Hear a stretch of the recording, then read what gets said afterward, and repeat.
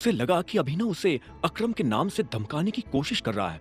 ऐसे में उसने कहा, उनका नाम अकरम नहीं है, अकरम सर है, और मुझे ऐसे छोटे मोटे डिसीजंस लेने के लिए उनसे नहीं पूछना पड़ता है।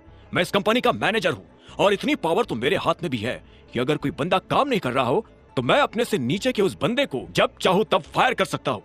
यह सुनते ही अभिनव को हंसी आ गई, लेकिन उसने अपने आप को रोका और बोला, सीरियसली मैं काम नहीं कर रहा था।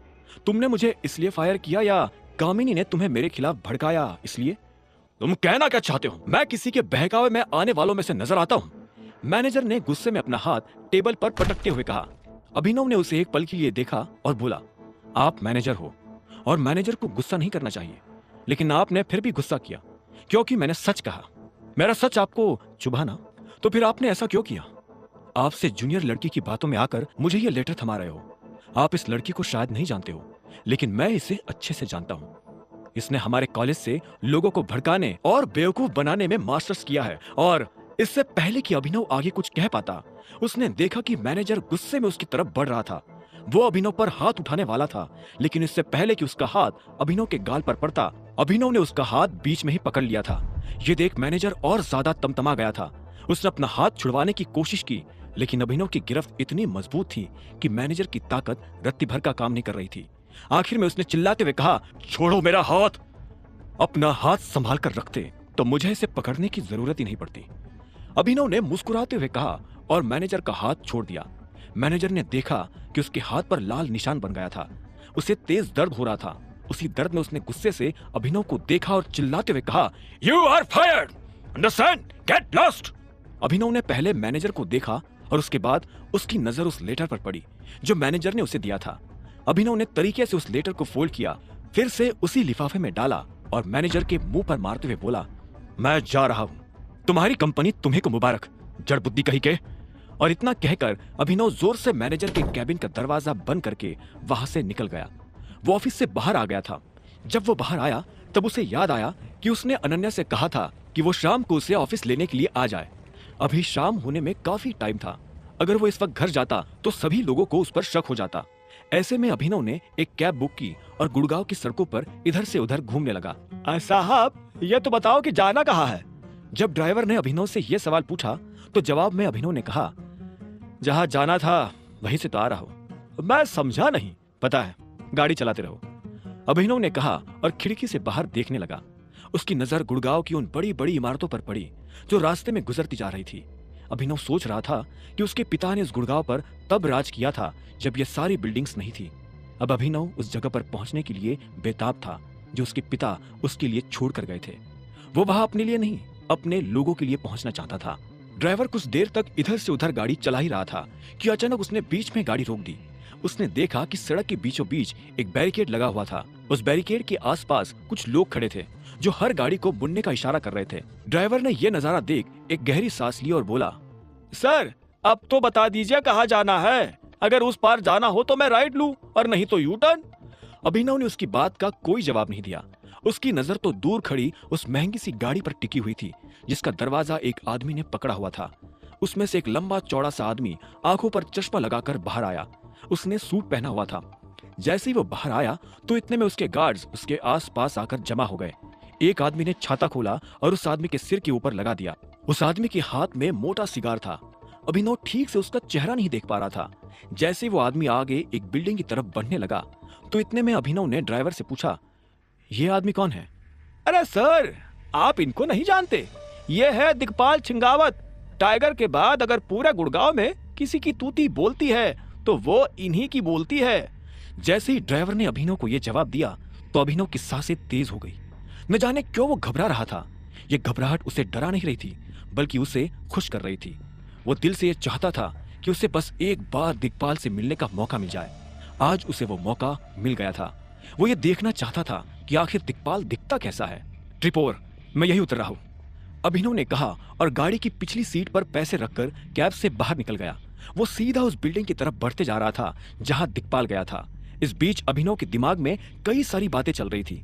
उसने जब दिग्पाल को इतने बड़े जत्थे के साथ देखा तो उसे ख्याल आया कि अगर दिग्पाल जैसा आदमी इतने बड़े जत्थे के साथ चल सकता है तो फिर उस दिन उसके पिता इतने बड़े जत्थे के साथ क्यों नहीं चल रहे थे?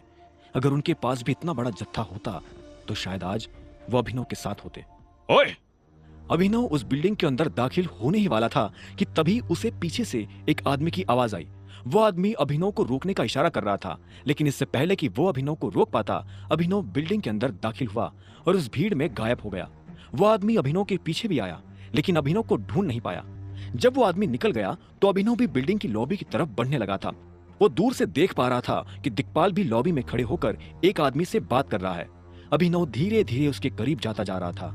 वो उसके बहुत पास पहुंच चुका था, फिर भी वो दिक्पाल का चेहरा नहीं देख पा रहा था। दिक्पाल अभिनव को धर ना ले, इसलिए अभिनव ने अपनी नजर बिल्डिंग की तरफ घुमा दी थी। वो बिल्डिंग गुड़गांव की सबसे बड़ी बिल्डिंग्स में से एक थी। अभिनव उसे देखकर ताज्जुब कर रहा था कि आखिर ये बिल्डिंग थी किसकी। इस बीच उसे लॉबी में किसी के चलने की आवाज आई। अभिनव ने देखा कि एक लड़की दिक्पाल के सामने आकर खड़ी हुई और झुककर उसे सलाम किया। इसके बाद उस लड़की ने दिक्पाल से कहा, चलिए दिक्पाल सर। दिक्पाल आगे चल रहा था और वो लड़की उसके पीछे चली जा रही थी। दोनों आपस में कुछ बात कर रहे थे। वो अपनी बाई तरफ बने दरवाजे की तरफ बढ़ते जा रहे थे। अभिनव ने भी उसके पीछे जाने की ठान ली थी, लेकिन इससे पहले कि वो दिक्पाल का पीछा कर पाता, इतने में एक हाथ ने अभिनव के कंधे को जकड़ लिया। तुझे क्या लगता है तू यहाँ जासूसी करेगा और हमें पता नहीं चलेगा? उस आदमी ने अभिनव से कहा, जिसने उसके कंधे पर हाथ रखा था। अभिनव उसे देख अंदर से घबरा गया, लेकिन उसने अपनी घबराहट को अपने चेहरे पर नहीं आने दिया। इससे पहले कि अभिनव अपनी सफाई में उसे कुछ कह पाता, उस आदमी ने अपने बाकी लोगों के साथ अभिनव को खींचकर बाहर ले जाना शुरू कर दिया था। वो उसे ले जा ही रहे थे कि तभी एक आदमी दूसरी दिशा से भागता हुआ आया। उसके कपड़े देखकर लग रहा था कि वो भी इन्हीं लोगों का साथी था। उस आदमी ने कहा, क्या कर रहे हो? छोड़ो उसे और मेरे साथ आओ। जैसे उस आदमी ने कहा तो अभिनव के कंधे पर से उस आदमी का हाथ हटा और वो लोग अभिनव को घूरते हुए वहां से निकल गए। एक सेकंड के लिए तो अभिनव को लगा कि आज वो जिंदा वापस घर नहीं जा पाएगा। जैसे वो अकेला हुआ कि इतने में उसका फोन बज उठा। उसने देखा कि अकरम का फोन था। अभिनव ने फोन उठाया तो उधर से अकरम ने कहा, अभिनव तुम कहाँ हो? अकरम की आवाज में अर्जेंसी साफ सुनाई दे रही थी। अभिनव ने अपने आप को संभालते हुए बोला, मैं अभी मरने वाला था। मैं इस वक्त क्लैरॉन नाम के एक होटल में खड़ा हूँ। अभिनव ने शीशे से बाहर लगे बोर्ड की तरफ देखते हुए कहा। जैसे ही अकरम ने अभिनव के मुंह से ये नाम सुना तो उसके होश उड़ गए। उसने कहा, तुम दिक्पाल की प्रॉपर्टी में क्या कर रहे हो? ये दिक्पाल की प्रॉपर्टी है? अभिनव ने पूछा। अकरम ने गहरी सांस ली और कहा, देखो अभी ये सब छोड़ो और मेरी बात ध्यान से सुनो। चुपचाप जल्द से जल्द ऑफिस आओ। मैं अभी थोड़ी देर पहले ही यहाँ आया हूँ और मुझे पता चला है कि यहाँ क्या हुआ है। ऐसे काम नहीं चलेगा अभिनव। अगर तुम यहाँ ऑफिस असिस्टेंट की पोस्ट पर ही काम करते रहे तो जो हम चाहते हैं वो नहीं हो पाएगा। मुझे तुम्हारी पोस्ट बढ़ानी पड़ेगी, वरना ये तमाशा ऐसा ही चलता रहेगा। कोई भी ऐरा गैरा आदमी तुम्हें दो बातें सुनाए, ये मैं टॉलरेट नहीं कर पाऊंगा। इसलिए अब तुम्हारे पास दो चॉइसेस है।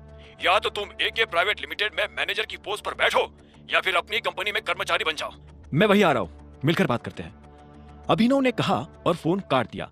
वो फिर से उस दरवाजे को देख रहा था जिसमें दिक्पाल दाखिल हुआ था। अभिनव का मन तो कर रहा था कि वो सीधा उस दरवाजे में घुसकर दिक्पाल को देख ले, लेकिन उसने अपने आप को रोका और वहां से निकल गया। कुछ देर के बाद वो एके प्राइवेट लिमिटेड के ऑफिस पहुंच चुका था। उसे कंपनी से निकाले जाने की खबर पूरे ऑफिस में आग की तरफ फैल चुकी थी। ऐसे में जब सभी ने अभिनव को वापस ऑफिस में देखा तो उनकी आंखें फटी की फटी रह गई। अब अगर इस हालत में अकरम अभिनव को फिर से अपनी कंपनी में काम पर रख लेता तो सारे कर्मचारियों को यह बात समझने में देर नहीं लगती कि अभिनव और अकरम के बीच कैसा रिश्ता है। अकरम अभिनव के साथ आगे क्या करने वाला था, अब सभी लोगों की नजरें बस इसी बात पर टिकी हुई थी। अभिनव ने किसी से नजर नहीं मिलाई और सीधा अकरम के कैबिन की तरफ बढ़ने लगा। तुम्हें पता है, अगर मैं तुम्हारी कंपनी में काम करता रहा तो मेरे लिए चीजें कितनी आसान होगी? अभिनव ने अकरम से पूछा। वो अकरम के कैबिन में लगे सोफा पर बैठा हुआ था। अकरम ने कहा, मैं जानता हूं, मैंने खुद इस बारे में बहुत सोचा, लेकिन मैं ये भी नहीं देख पाऊंगा कि कोई साधारण सा मैनेजर तुम्हारी इंसल्ट करे। मैं सभी को ये जता देना चाहता हूं कि तुम कोई आम एम्प्लॉय नहीं हो। अकरम की आवाज में उसका दर्द साफ झलक रहा था।